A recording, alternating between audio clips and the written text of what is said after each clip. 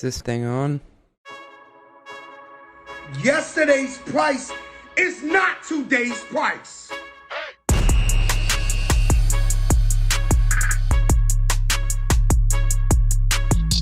All right, what's cracking, everybody? This is CJ Gustafson here on the Run the Numbers podcast, the first episode ever. Running a company is really fucking hard. I've now sat on both sides of the finance table, the one doing the funding and the one getting funded. And now I'm leveraging both perspectives to help ambitious people operating tech startups get the most from their funding, business model, and teams. My new show, Run the Numbers, is a collection of things I've learned and thought about in the trenches as a tech CFO, as well as the things I wish I had known before going through it. And to be honest, shit that I'm still learning on the fly here with you today. So I'm super excited because I just interviewed Michael Tannenbaum, the COO of Brex. Three things that I came away with from our conversation is Michael's longevity as a CFO through multiple stages. I almost wanted to name this podcast Michael Tannenbaum, A Hard Man to Kill, but my producer Nancy would not let me do so. Michael has been able to go from the first ever hire at Brex to the COO of a $12 billion company. That's amazing to be able to grow and scale at the same pace as a hyper-growth company. The second thing that I took away from the conversation is what he calls the hierarchy of needs that startups go through. He compared it to Maslow's hierarchy of needs, which I thought was pretty dope. And you go from, stage one needing food to stage two needing shelter. Instead of that, it's cash and hiring. And you put the startup's, life cycle into perspective of what the needs are at that given time, and it changes. And the third thing that I just can't stop thinking about now is risk. Risk in the sense of the CFO being the chief risk officer of a company, and risk in terms of personal journey. Michael made it clear that, his job is to manage risk for the company in those capital allocation decisions on behalf of the founders, the shareholders, the investors. And personally, he took a really big swing. He went from being a very important person at SoFi, which became a public company, and he left this sure thing to go to Brex, which was completely unproven at the time. And that was a ballsy move, in my opinion. And in retrospect, he looks like a total genius. So I wanted to just segue and talk about how I think about risk really quick, because Michael kind of shook up my brain on it, and I've been trying to put it into my own words, and I'll try here. And so I think of risk in two buckets. The first one is your responsibility as a CFO to be the chief risk officer. And what you're doing there is you're basically brokering the organization's appetite for taking risk between two kind of opposing parties and how they see risk. That's the board, who's supposed to be, a steward of capital, have fiduciary responsibility, wants you to 10x, but do it efficiently. And then founders who have made it to this point by saying, damn the torpedoes, damn the torpedoes, damn the torpedoes, so many times in their careers and taking these risks to get to this point that they just see things differently.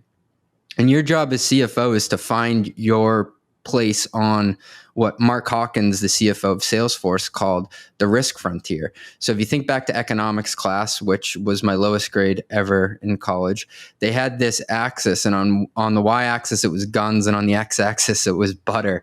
And I think of it kind of like you got the board on one axis and founders on the other, and you're trying to find your own voice and position on that. And if you're able to talk to both parties and get them to an agreeable state, what really shakes out of that is called your operating plan. That's what you run the company on. So I've been thinking about how I manage risk and other people's perception of risk within my own org. The second thing I wanted to riff on is the concept of risk personally. And when you look back at your career, I want you to say, at what points did I think the floor was a lot lower than it really was? Michael left SoFi, which was a sure thing at the time. And I was thinking back on my career. I took a job right out of college at PwC. Huge org. They're not going anywhere.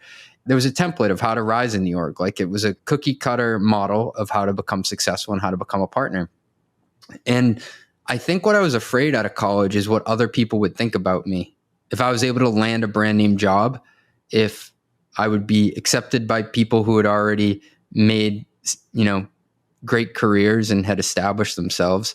And I was looking for lended credibility. I wanted to take a less risky path, which I'm glad I went there because I learned a lot about how to be a professional. They just, taught me how to write a good email and be a professional and talk to people and go to a dinner and not say like the wrong thing. But I think in retrospect, I could have taken a bigger risk at that point. Like I didn't have kids. I wasn't married. The floor was a lot lower. If I failed, I would have went back to sleeping in my parents' basement. And I'm lucky in that aspect. It's a heated basement too. Boston winters are cold. I would have survived.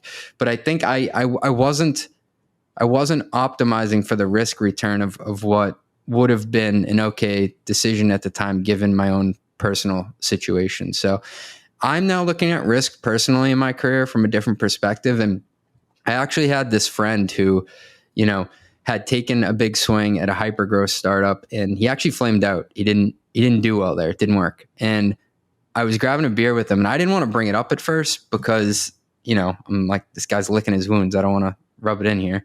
And he brought it up himself. And he said, hey, man, I took a swing. It didn't work out, but I'd been the man. I'd been successful at 4 other companies before this. He said, I've accumulated risk capital that I need to cash in, and it didn't work. And I'll do it again. And he actually asked me, he said, when are you going to cash in yours? And I kind of sat there like, shit, like, have I taken enough risks? And I kind of look at, leaving my last job to go to this one and become a CFO for the first time. That was a bit risky. Like I left some equity on the table. I left a known thing back when the economy was a little bit different. But I think he's right. We're all kind of building up risk capital, and it's up to you of when you want to cash in that chip, when you want to put it on the table and play. So listen to this conversation with Michael. I think he has an amazing story, and he's really put some chips on the table, and it's played out, and there's a lot to learn. So thanks, and let me know what you think. Michael, thanks so much for coming on the pod today. Thanks for having me. So I got to ask you, man, I read this stat the other day. Average CFO tenure at tech companies, it's surprisingly between 2 and 2.5 years, which is shorter than what I thought it might be. You've been at Brex for over 6 years and through 4 or 5 funding rounds, if I'm counting that right. And I got to ask you, what's the key to staying alive in this game? What's the key to longevity, and how have you been able to, evolve with the company as it grows? Yeah. I think 2 things. One, just my experience is not typical in the sense that I was the first employee. And so typically you're not going to have a CFO that early at a company. But to just answer your question, I think the main thing for me has been being pretty open to feedback, and therefore kind of evolving as the company changes, because just needs in a high growth company change really rapidly. And you kind of always have to be thinking of the future and what you're going to need in maybe 6 to 18 months and bringing that forward and staying ahead of that. Otherwise, either, you'll get tossed out or you'll toss yourself out.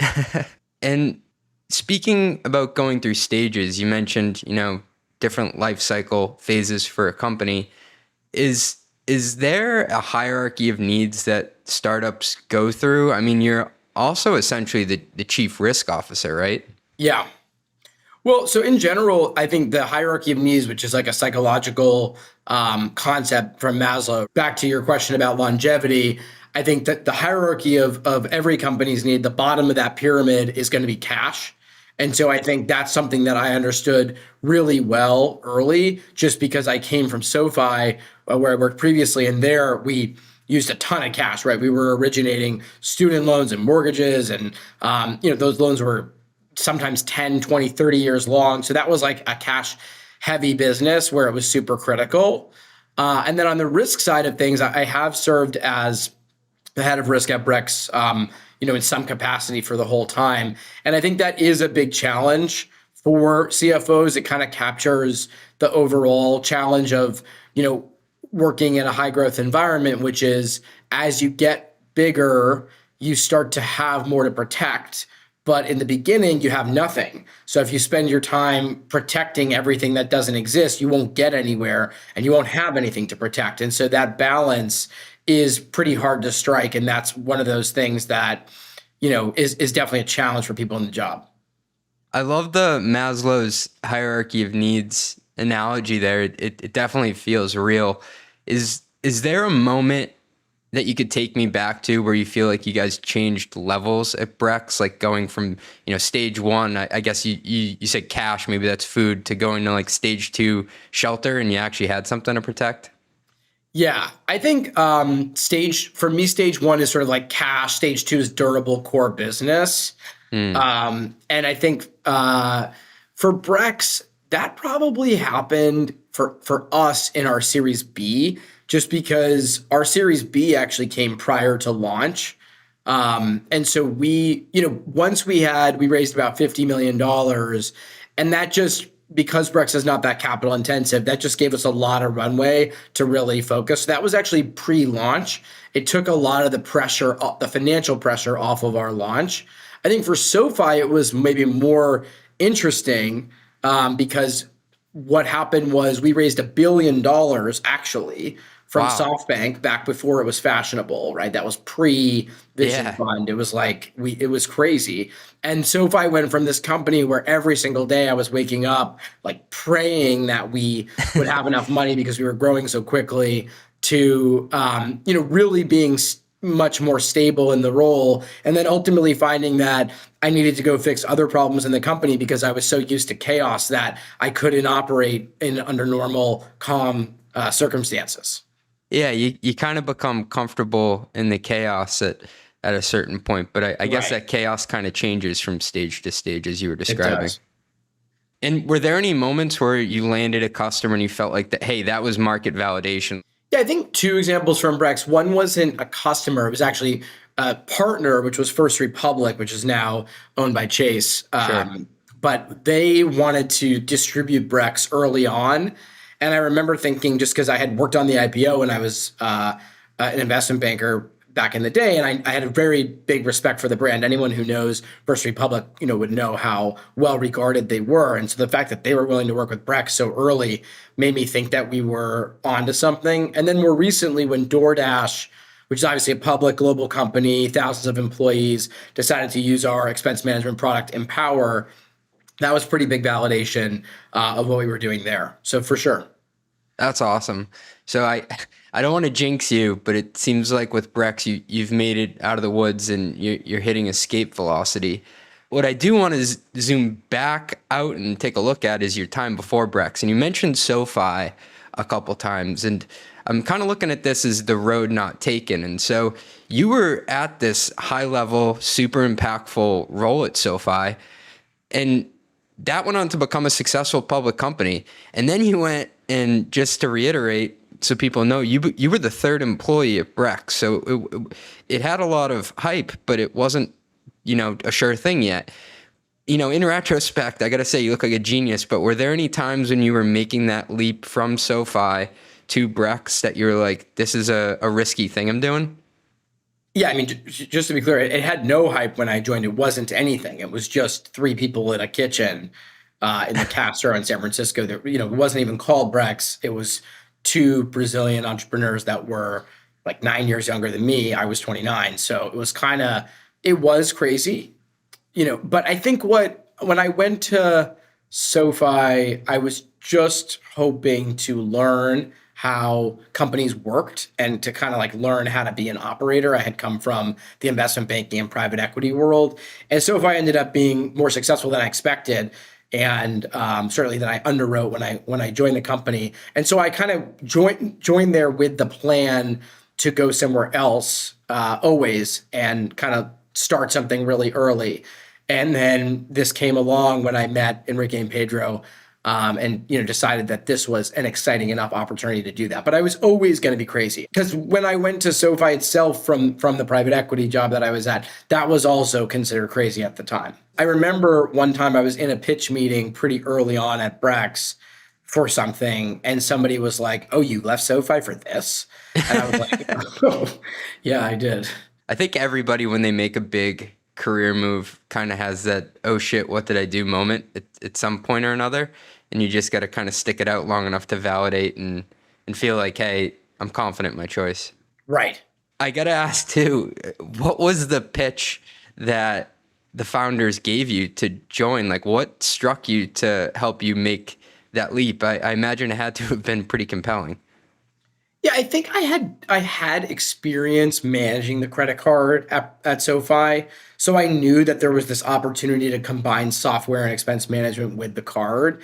And I knew a lot of the pain points around like dealing with the corporate credit card, especially because, there was all this politics of like who got one and where did the Yeah. rewards go and all this stuff. And it was a huge pain at the end of the month. We were chasing people. I'd have to get involved.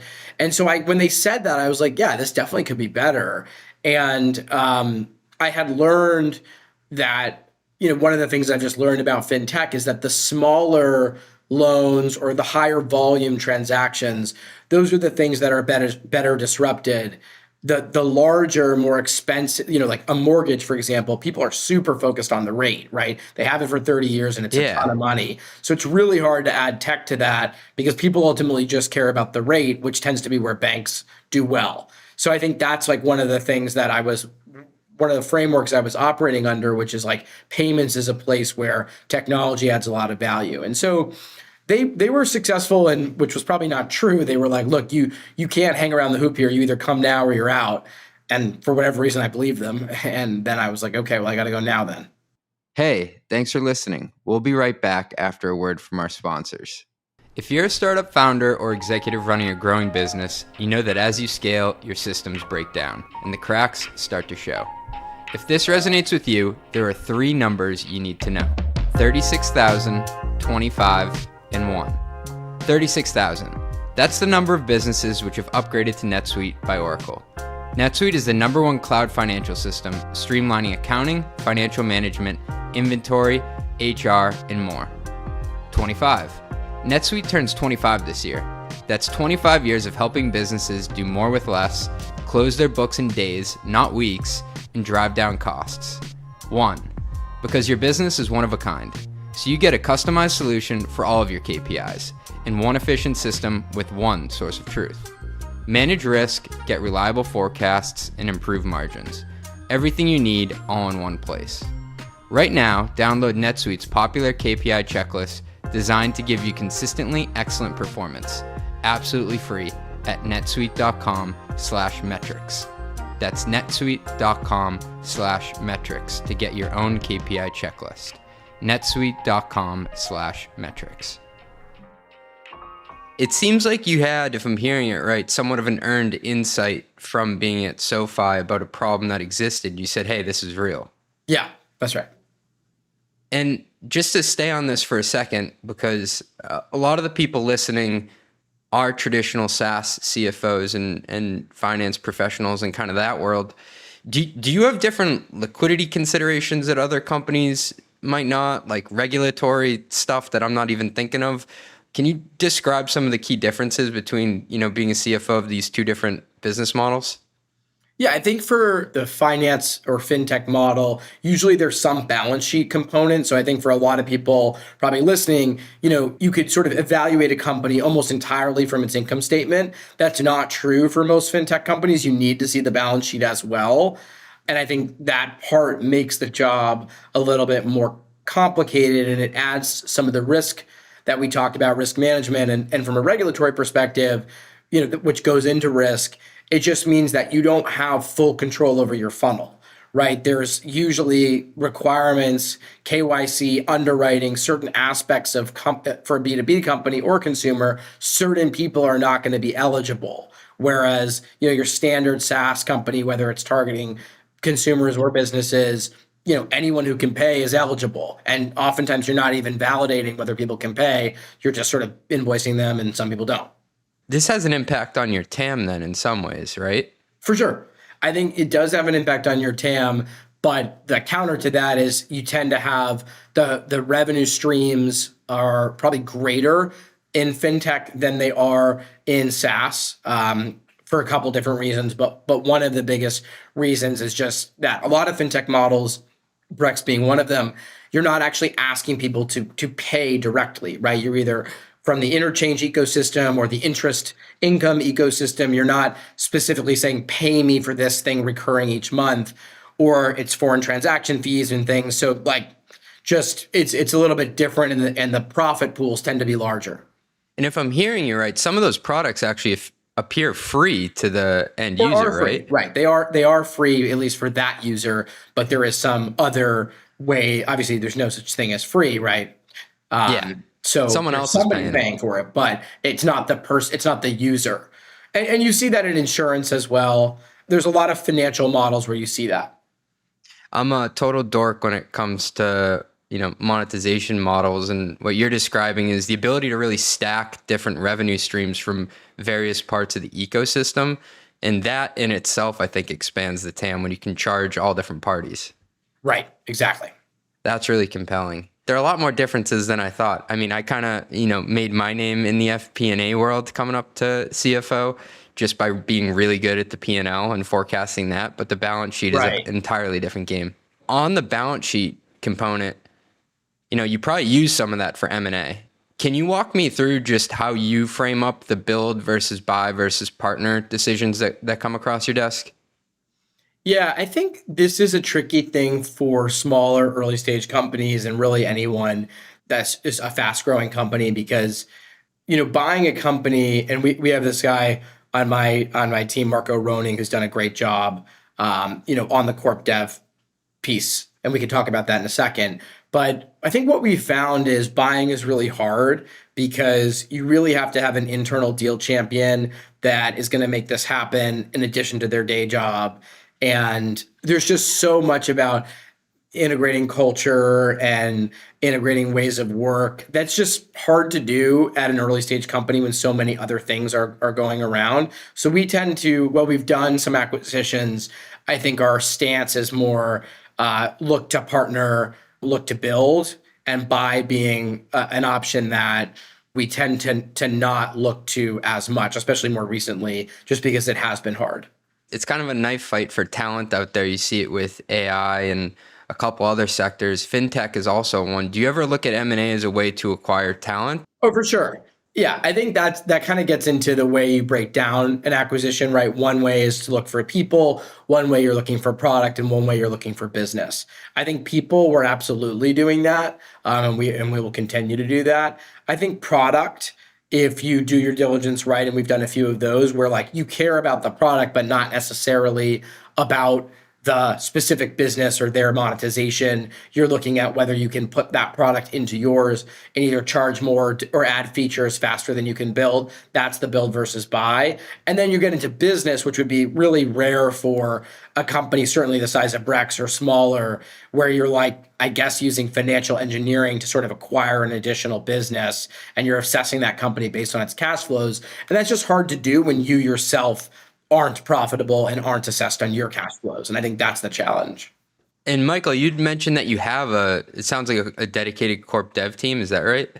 Yeah, I think it's been valuable because, corp dev people are really smart typically. I mean, not all of them, but ours are.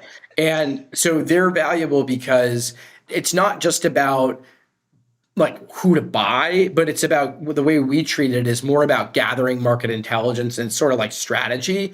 So understanding the competitive landscape, having the conversations, understanding investor perception. So it's sort of like corp dev, investor relations, and PR in some ways all wrapped in one. Yeah, and I'm gonna steal a line from Art Levy from Brex, but he said that corp dev people kind of have a reputation at companies sometimes of like finding the bear, the deal, and then shoving it into the cabin and saying, "Hey, we're done now." Do you think that most M&A falls apart because, say, like the product team isn't involved to integrate it, or like why does M&A fail? I think M&A fails because of people, not it's typically so some sort of cultural mismatch or just having it's hard to take a company, especially that was like smaller and excited and doing their thing and try to get it to do your thing. And so I think the leadership challenges tend to be what make it difficult. So it usually falls off the rails with the people, less so the product or even the revenue that you're bringing in house. I think so. It's a people thing. Right. I mean, Right. companies are people, right? That's probably one of the biggest things that Biggest differences from working in like investment banking or private equity versus working in a company is you ultimately a company is about the people, right? And managing the people and their drama and their needs and this and that. And that's really the job versus say like I'm going to work at a consulting company and just like give ideas, right? But not have to deal with the people aspects. Yeah, I was talking to a friend who was on the investment banking side, and he's a leader on the operating side now. And he was saying after I shifted out of investment banking into an operator role, and I started to climb the ladder, my role became less of the person actually, fingers in the keyboard, and more as almost a psychologist for my team and the people I manage, which I thought was a fascinating observation. Yeah, I mean, I think that's accurate in some ways. Yeah, especially when you're moving that fast and people are moving in and out of different roles. Speaking of roles and people, correct me if I'm wrong, I read somewhere that your father is also a CFO. He is. If he were here, he'd be glad to tell you about it. So you're taking over the family business, I guess. Yeah, or certainly following in his footsteps. What did he say when you told him, hey, Dad, I'm a CFO now too for the first time? Well, he actually, because it was such a small company, he was like, well, you're not really chief of much. There's only 3 people. So, which was true. I think the thing for me is like growing up, he used to have we had a pool and he'd have like an annual pool party and he'd bring his team over and I kind of saw how he interacted with them and how much fun they were all having. And that's what I wanted when I was in that's what I kind of knew I wanted for myself. I really liked that aspect, back to the people part. I liked what he had, and I definitely saw that missing in private equity. Obviously, people spend careers in private equity and love it and good for them. But that part was kind of what I was looking for. So I did kind of grow up with him having those work bonds over years, and I liked it. And where do you like to go to find talent? Like you came out of this investment banking pool. Do you try to find people with a similar profile that you had? I think at the time when I was that age, graduating from college, that is certainly what a lot of people that were very ambitious were doing. But I think today, I'm more probably open-minded about the types of people. It's more about a mentality. I think there's just some people who you can tell they really want to be great and they're looking for that opportunity, that chance to work with someone who's going to invest in them and just like give them opportunity and give them runway. And there aren't actually that many people that are either looking for that or willing to do that. A lot of people say they want a lot of things, right? But they're not willing to. And it kind of requires often going and jumping and doing something like I did, where, if Brex had been Brex when I decided to come, it would have been, obviously a much easier decision. And so I think I look for people that, and they reach out to me or I get introduced to them and they're like, look, I'm ready to go. I just want to run. I just want to break out. And those people usually are leaving something behind, right? Most good people aren't just sitting on a beach waiting to be discovered. They're busy doing something else. And so it's through that process of those trade-offs and what people are giving up that you can learn whether somebody's serious about this. I like how you articulated that those really good people aren't just sitting around on a beach. Like they're probably doing something pretty damn cool also. And that's right. An underrated part of attracting talent. You have to convince them and sell them to come to work for you. That's right.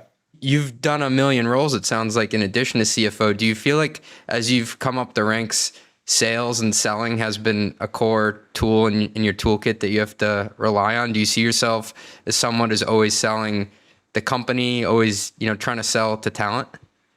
I think from talent purposes, absolutely. Like I'm always, and it's probably annoying to some people, but within bounds of social acceptability, I'm always looking for people, even in my personal life, that seem motivated, ambitious, underutilized, and kind of reaching out to them afterwards saying, oh, whether it's for, Brex, of course, number one priority, and maybe a company that I angel invested in or no, I am doing that a lot.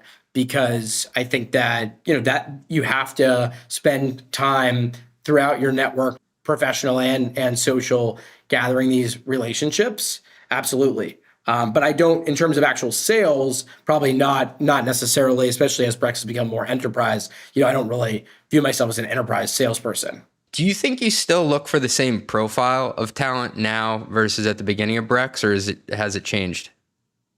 So I think more recently, actually, we decided to have me manage legal and compliance, which I hadn't previously done.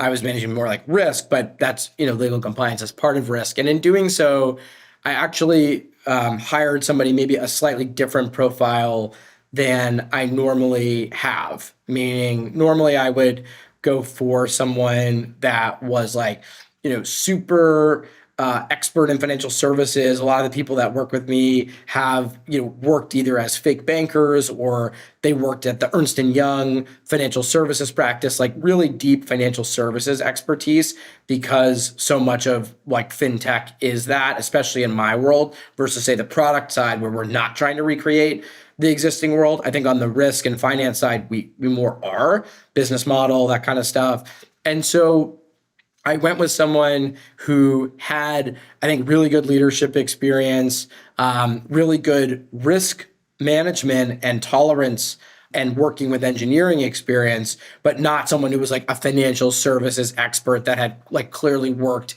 within a, banking or insurance practice at a big law firm. And that I think, there were challenges for that, right? Just because of like knowledge gaps around regulation, knowledge gaps around compliance, but and that was definitely more of a recent challenge for me to manage that. And he's, he might hear this, and I'm super glad we did, because there's a lot of good that outweighed that bad. Yeah, totally. Totally. And the org structure, how that changes also impacts the type of people you bring on. Speaking of, org structure, correct me if I'm wrong, but Brex has co-CEOs, right? They do. Yeah. So I'm lucky to have two bosses. Break it down for me. What's it like having two bosses? I think it just requires you to be a little bit more of a self-starter, because while everybody at Brex internally, like we all report to Pedro, we do have two bosses. They are co-CEOs for a reason. And Enrique spends a lot more time externally, sales, fundraising, partnerships. I think it just means that you have to, because there's not one person kind of supervising all that you're doing. It's just the onus is on you to really deliver across everything, because there's not one person who sees, everything that you're doing. But I think, of course, the benefit is that you have people, no person is going to be amazing at everything. And so you have two people that are very complementary with the highest rank in the company that allows them a lot of leeway to run the business, which is really good. And when you talk about managing stakeholders, is there ever a point, you've been there for 6 years, where you feel safe in your position when the company is growing and scaling this fast? Do you always kind of get those jitters before a board meeting? How do you kind of think about the emotions that go into it? Yeah, I mean, I think you're in a fast growing environment where a lot of people want to be in that seat. You have to, it's like anything, right? I remember everything good that I've ever done. I remember my parents when I was growing up, they'd say like, look, a lot of people want whatever. So if you don't really want it, you're not going to get it, right? Because plenty more people really want it. Board meeting jitters. Yeah, like I'm always the night before, absolutely running through the deck, running through my numbers, making sure I have, because the reality is, people judge you based, in the CFO job for sure, judge you based on, how top of mind numbers are and how on top of the business you seem to be. And so I am always running through that kind of the night before and then right before the meeting, and I have my stuff, ready to go. Absolutely. Yeah, I think it's kind of like an athlete. Like no matter what stage you get to, a big game's a big game, and you're still going to want to prepare as much as you can. And probably those jitters are good because it means you care at the end of the day. Yeah, absolutely. I think caring is, showing up is a big part of life. Another big part of life that we don't always talk about is CFOs. People think it's all flowers and daisies and revenue and up and to the right, but sometimes you got to make tough decisions. And one of the tough decisions that you made at Brex was you kind of shifted some of the customers that you worked with to concentrate on going up market. Can you walk me through how the team arrived at that decision? What metrics you looked at to make a tough choice? Yeah, that choice was actually made in August of 2021. So around then, we saw there was just a lot of existing customers for whom the product was not scaling. And we had all these small business customers, but our core customers that had been with us for a long time were getting bigger, growing, and needing more advanced expense management features. And so we had to make the call like, what do we do? Serve these really good customers that need more from us or expand much more broader? And we chose the former. But then in doing so, what that kind of meant is we weren't going to be investing in small business anymore.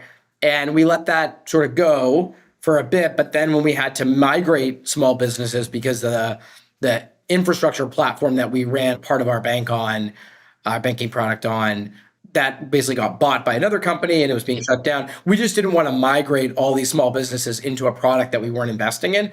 So we decided to pull the plug. All these steps are super rational, right? Like when I'm talking about them, you're like, okay, I get it. Yeah. I think it was just for us, probably in hindsight, what we could have done better is batch it. And so like communicate it slowly to the market, get feedback on what questions people had, understand, which is kind of like a rule of support. And I wish I had, done what I know to be common sense in this specific instance, which is like, if you have 20,000 people that you're going to send a message to, maybe start with 200, see how they respond. And that, I mean, it sounds so obvious, but that was just a kind of a miss that I wish, we could go back and undo that for sure. It does sound logical on paper. I think, what you run up against is people's perception is reality in a lot of instances and just how they perceived it. Yeah. Although on the upside, as I said during that day, because I like to be funny, I was like, look, if this was probably the cheapest marketing campaign we ever did to let everybody know that we're not for small business anymore. So yeah, it definitely worked. Certainly got that message across. Moving into what I call our long ass lightning round, just a couple of quick hitters here. Can you give me an example of something that you've screwed up on the job? Sure. I mean, something early in my career that was unbelievably bad was I uploaded like a bid summary into the data room on a transaction that I worked on. So I sort of like totally spoiled the transaction for a period of time. I was like, it was really late at night and I was working between two deals and uploading stuff. So that was like, classic. That was terrible. I mean, sort of classic, but like, I think most people don't do that in their life. It was terrible. That was really bad. I think more recently, I think that for a period of time, I promoted someone and I did not address the compensation up front. So I was like, oh, we'll solve comp later, but like, we'll promote you now. And I think that opened up vulnerability because while it was kind of an internal promotion and I was like, do the job and then we'll figure out the comp.